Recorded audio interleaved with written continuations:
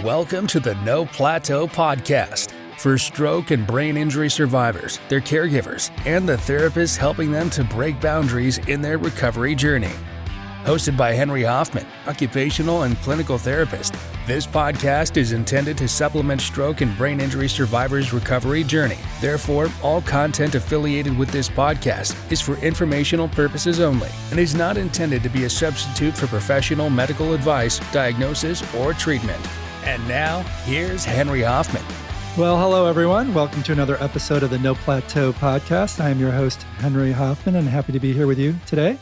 We have a very special guest with us today. Please welcome Keith Taylor to the podcast. He's not only suffered a stroke at the age of 48, but he started an awesome online coaching, mentoring company that I'm going to dive into.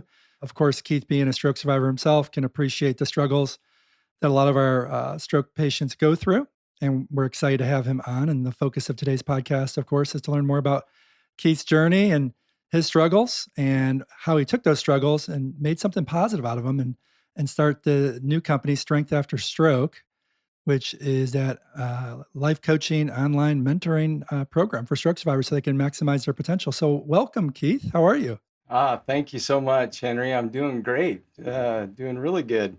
I want to make sure I say thank you so much. Saebo has been a great company to follow, and I just follow you, and I think the world of you guys. So, well, we appreciate that, and thank you very much, Keith. And I want to dive into what was life like for Keith Taylor a couple weeks before your stroke. That's what I want to start there, and then we'll get into the nitty gritty. Okay, sounds good. So I was one of the owners of a multi-million-dollar manufacturing company, actually. And we were going along, and of course we went through kind of the depression cycle that happened, and we were coming out of that looking really good, and things were going well. I was a sales manager. There were 4 of us partners of it, and very passionate about it. My retirement was all in place. I had all those things were all in place, and then things changed, right? Yeah. Right. Yeah. So at that point, when did you actually suffer the stroke? The story really is I just felt off. It was a day in September, and Okay. I felt off. I was supposed to take off for Seattle for a sales trip. And I pushed it out a day because this never happened. As a business owner, I'm sure you can attest to this too. But we worked. You work many hours, and you keep pushing, and I just felt really off this one morning, and so I was supposed to go to Seattle. Well, I decided, I'm not going to go. I'm just going to lay down and take a nap. And the next thing I know, seriously, my wife got home from work. And she was like, "What the heck?" And I'm laying in bed, and the day got away from me, but I just thought I was sick, And so she checked me out.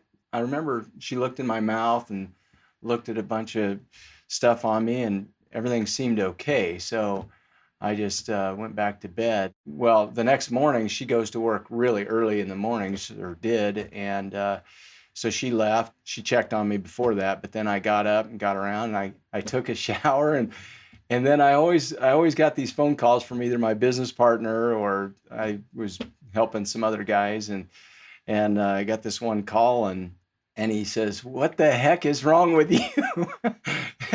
And I guess I wasn't making any sense. And he said, "Don't go anywhere. Don't head to Seattle." And the next thing I know, my wife got home and took me to the hospital, and that's what happened. Yeah. Wow, that's amazing. So prior to the stroke, you were set up, you were doing great, you were doing wonderful things with your job. You were thinking about retirement and felt secure, and suddenly out of nowhere, like life happens, right? Not your will, but life happens. What was your wife's reaction for that first 4 or 5, 6 hours when she knew something was wrong and you're at the hospital? That was a tough deal. The hospital, people were asking me all kinds of questions, and I thought it was hilarious. I was laughing, And I couldn't answer. I remember specifically one question was, what year is it? I had no idea. I had no idea. I didn't know birthdays. And I thought it was really comical. And my poor wife, right? She was just going through it. And, the whole caregiver thing, that's a whole nother topic we could talk about because that's a huge, huge out there. I'm very much a proponent of that, and we talk a lot about that. That's unbelievable. So we'll fast forward because I want to dive deeper into what you're doing now. But when you suffered your stroke, one last question on that. What were some of the deficits you had at the time of the stroke? And do you have any lingering deficits, 10 plus years later? Okay, so uh, right after the stroke, a couple of things were key, and I want to go back and I want to tell a little bit of story about some of that stuff when there's time, Henry. But the deficits were definitely there. Our product line for our manufacturing company was very intense, and lots of it. And when you say intense, a lot of SKUs, so a lot of different products that you have to keep track of, right? Absolutely. Now, I'll tell you this: we made cabinet doors only for cabinet makers, and we had built this company very large. It's doing really well right now, actually. And so every edge profile, every inside profile, every panel, everything, okay, had its own SKU. So E2, E4, clear up to the 40s. Those were just edge profiles. So that's an example. So when I came back in, I didn't know any of the standards at all. It was a struggle, boy, I'll tell you. Which reminds me, I'll tell this story real quick, because when I did finally start going back in, which was a few months, and when I finally started going back in, we would sit around the table and have these owner meetings, which we did every Friday before. And after my stroke, we'd sit around and go around the table, and here I was, the sales managers, quote unquote. And when it would come to me, tears would just flow down my face. I couldn't even communicate. I couldn't talk about it. I couldn't communicate, and it was a tough time. Wow, I can't imagine that situation where you're in the meeting. At that point, you were very self-aware, right, of your deficits, and you were normally prior to the stroke, you could ramble off everything you need to do. You were multitasking at lightning speed, I'm sure, and suddenly you're there, and it's your turn, and you're trying to just express specifically what you want to express, and you can't do it quickly. You can't recall, and so of course your emotions get the best of you. It's just unbelievable experience. Exactly. Yeah. And so I went from, being this owner of doing all this stuff. I drove the sales of this company, multi-millions, and it was a tough battle. My partner had gone to a neurology appointment with me in the very beginning. He came and my wife was there, and the neurologist told me at that time, and this is one of the things that why I'm so passionate, Henry, about helping people and getting the word out about what I do, because he told me, you got about a year and a half is as good as it's going to get for you. And so guess what? About a year and a half later, I was bought out of my company, and I didn't have any choice in the matter. Wow, that's unfortunate. How did you cope with your deficits that you're still struggling with, and how did you cope with the job loss?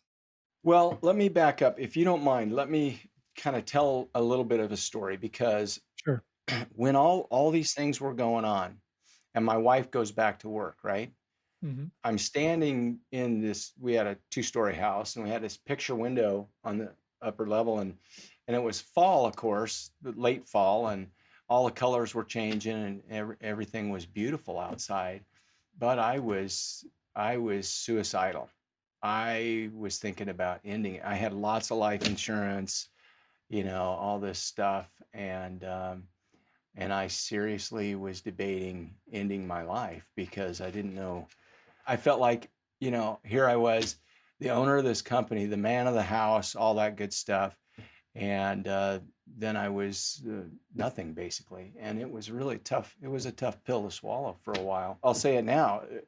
It was right in that time period that I thought, wait a minute, I'm here for a reason. There's something that's happened here that's caused this for me, and I'm not going to allow it to take over. I think it's a message that tells me that it's time to get some things put in place for others. And that's what I went to work on, Henry. And I'm very passionate about that, very much so. So, Let's unpack that a little. That must have been an awful experience and a dark, very low experience in your life. How long did you feel that sense of having those suicidal thoughts? And did you share it with your wife? And how did you flip the switch to go from, you know what, maybe I can do something positive from this? Can you just spend a few minutes talking about how long you had that, and how did you communicate that with your wife, and then how did you turn the page? yeah, I would love to actually. So, no, I did not share it with my wife, okay, because it would have created a hell of a mess for us, okay, at the time. She already had her hands full, and she had, at this time, she had started going back to work, and she didn't need more of that. And one of the things that why I mentor people, I have my mentoring program because, and I'm a stroke survivor who gets it. And there's so many people out there who understand a lot of these things that are going on in their own mind, but they don't want to share them with people that they love and trust, and like their spouse, because it would just create an enormous problem in their household, and so they lock it in. They don't talk about it. They don't get it out. So that's one of the reasons I started that. Am I answering your question correctly? Yeah, absolutely. And then how long were you, depression is such a common issue. Following any type of, serious ailment, let alone stroke, not enough people talk about it. I don't think enough people are getting attention that they need. And I know that there's a lot of resources out there, including what you're doing, to address it. What do we do as therapists? We focus on the arm, we focus on the leg, we focus on the hand, accomplishing the main goals, getting them out of the hospital so they can walk, get back to return to function. But a lot of them, rightfully so, are going to go through these stages of grief, if you will, where they're going through, I can't believe this happened to me, to all the way to acceptance and trying to adapt and modify and be the new person, the new version of themselves that they can be. How long did that process take for you going from rock bottom? Because rock bottom, in my opinion, is suicidal ideation to, you know what?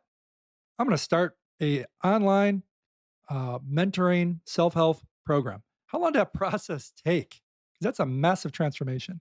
So a couple of things come to my mind, and you and I may or may not agree on everything, Henry. I want to make sure one of the things that you said was, the physical part. Well, yeah, the physical part is huge, key, and I agree with you. But if your mental state is not right, it's really hard to continue to grow. That's my own thought. But I would say that 90% of people go through depression. Now, the depression levels are all over the place. So for me personally, once I found a new goal, a new driver, okay, because all these people, they have their own goals, they have their own inhibitions. Where am I going and all this? And then it hits the fan and their life is upended 100%, and all of a sudden they have to rethink that. And I talk to so many people and mentor so many people who are going through that right now because their life totally changed. So what do I do now? Well, you have to be willing and you have to be open to life is going to change, and you got to find a new passion, a new purpose. People think that that's my purpose, that's where I'm going. But what happens after a stroke or anything other than a stroke that upends your life? You've got to be able to find a new purpose, and there's your motivation. So I believe that's huge. For me, it's when I found that new motivation to help other people that started getting me out of it. Now, did it happen overnight? No, Henry. You still go through depressing times, depressing thoughts. You talk about my speech and all that. I still struggle. There's some things I struggle with specifically that I'm working on all the time. One of those is people's names. I used to know everybody's name, and now that escapes me. And so I'm working on how do I get better, because you can retrain your brain. And that's what I love about Saebo, because you can retrain your brain. You can find these new neurons that are connecting and stuff. And so I'm very, very passionate about that. Well, that's great. And I want to transition in a second into exactly a little bit more about your approach and how people can receive your online coaching and mentoring. Before I do, let's talk about the delivery care model. Most of these podcasts, we talk about like you said, the physical, right? We talk about neuroplasticity, we talk about rewiring the brain for motor function, but obviously neuroplasticity exists for mental health as well. From a service delivery model, where could it have been a little bit better? Or do you think there's a area that needs improvement from the mental health side? And using your example, you've suffered a stroke, you went through shock. The hospital does an amazing job keeping you alive. You, of course, had a higher, quote unquote, higher level stroke from the standpoint that you're doing great. Your arms are moving, your legs are moving, you're talking, you have, no significant issues cognitively. So you're one of the good stories, as a lot of stroke survivors would say. But what we don't see is how was the actual interventions handled when it comes to mental health during your journey? You already had OT, PT, speech. Did anyone from a mental health aspect, a counselor, were they injected into the care at the any points, whether it's inpatient rehab, outpatient rehab, home health, ER, when you were stable? Is there any at all? Isn't that amazing? There was absolutely none of that. And my wife reached out to some people. And luckily, we had a friend who worked at a huge hospital in Portland. And she was like, "What? Let me do some work." And so she found me a therapist. But it was a PT, it was a physical therapist that I went to. Now, I say that, but maybe she was OT because I worked on some other things as well, not just physical. Yeah, what usually happens, Keith, is, a social worker sometimes steps in and tries to play that role as a counselor as well, because they do have a lot of training in that area. But it's really crazy to think that how much it's ignored when it comes to, because your outcomes, your motivation, your chances for more recovery, it all starts with, having that core belief that you can actually improve. And the only way you're gonna have that belief is if you're feeling okay, you're not depressed. And it's okay to be having struggles and it's okay to be frustrated. If you're paralyzed from depression, you mean mentally paralyzed, it's gonna be hard to rewire your brain and improve in all those other aspects. So you feel like that onboarding team really needs to have a mental health professional. And then for a lot of these cases, it's the social worker. But I truly wonder how much time is really spent, sounds like none for you, on, hey, Keith, this is what you just went through. Here's what the expectations are. Here's the feelings you should feel. But good news, here's what's going to happen in the future. And it sounds like none of that takes place, or very little it takes place, throughout the country. That's the problem, okay? The doctors and the hospitals, they all have their own agenda and they do a good job. I'm not bashing anybody. And frankly, some are for profit, some are not. And, they have to watch their P's and Q's. I get it. But people who have a stroke, they're pushed out into society. And then now in today's world, yes, there's a lot more PTs, there's a lot more OT training that happens from the hospital a lot. That wasn't the case when I had mine. At least I didn't experience that. But the mental health aspect that you're talking about, I feel like there's still a huge hole that we have to fill. We have to figure this out and help people get that filled. And maybe you're onto something more than I am, Henry, but that gap is huge and we've got to fill that gap. I agree. And so strengthafterstroke.com is your website. We'll put that in the show notes. Let's transition into trying to fill that gap with you, right? So how many years after your stroke did you decide to create these mental health resources for stroke survivors? How many years did it take before you ended up, pulling trigger on Strength After Stroke? Well, what I'm going to say is I pulled the trigger on Strength After Stroke not too far, probably 3.5 years later, I started Strength After Stroke. But the whole BASE program, my BASE, which is about belief, attitude, strength, and energy, that whole program that now exists online and can be purchased for somebody to go through on their own accord is online. That took a while. I wrote the base program, and then I started sharing it with people, and it was in a written form. And then I met with another stroke survivor, and she told me, she said, this is too much too soon. And so that's when I decided to put it in a format that people can take it step by step. And so now it's a 15 module course that lives online too. That got done, gosh, 2 years ago, maybe not that long ago, actually. And so, yeah, I'm just kind of getting the word out about it. Okay, so let's do this. And by the way, I love your mission statement, helping stroke survivors discover their passion, set the intention, and execute a plan. So passion is in all caps, intention is in all caps, and execute is in all caps. So why don't you explain briefly how the base program works and maybe elaborate on that mission statement? You know what it is? It's a program that helps people get from point A to point B, and then they can retake it and stuff. But let me go into a couple things. So B is about belief, right? And so I have these stepping stones in each one of these, B, A, S, and E. And for example, telling a new story is the first PDF that somebody has to fill out and they go through, because life's changed. You've got to be able to talk yourself through a new story and get a new vision. In the attitude section, one of the things I talk about is focusing on growth. I'm that positive guy who is always looking for something to keep moving forward. And so that's what I believe, and that's who I work well with, are those types of people. So, in the attitude section, focusing on growth. In the strength modules, there's one in there that says, find your support system.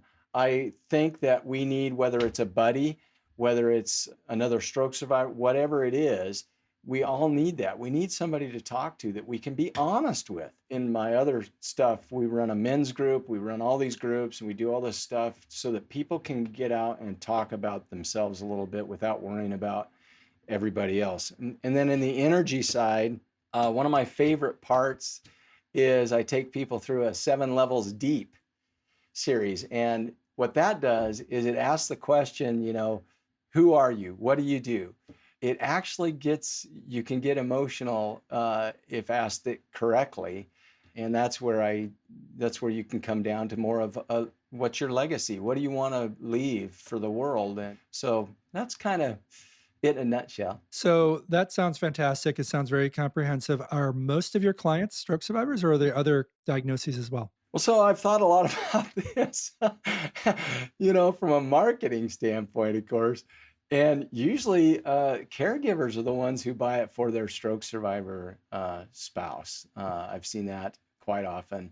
And then I have some stroke survivors who've done it. And then the mentoring part, the one-on-one talking, I absolutely love doing that, Henry. And that's where the rubber really meets the road on that. I love doing it, and that has an impact. Yeah, let's talk a few minutes. So we talked about the base program. Let's dive into the one-on-one mentoring. Out of curiosity, is there a scenario where you would do group mentoring, or is it always typically one-on-one?